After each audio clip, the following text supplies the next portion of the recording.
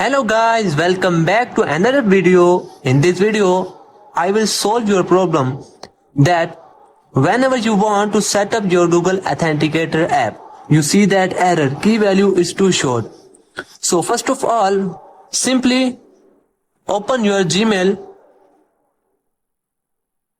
You can see your profile, click on your profile.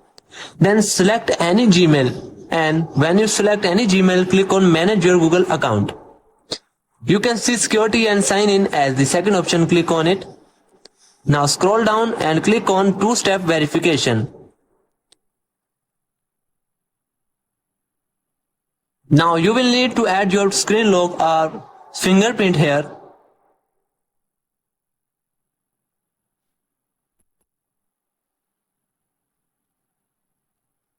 Then scroll down and you can see Authenticator option. Click on it and click on Set up Authenticator.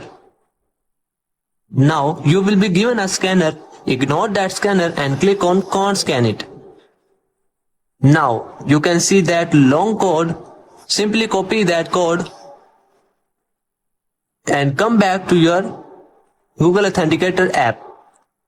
Simply paste that code. We copy it there. Then click on the add button.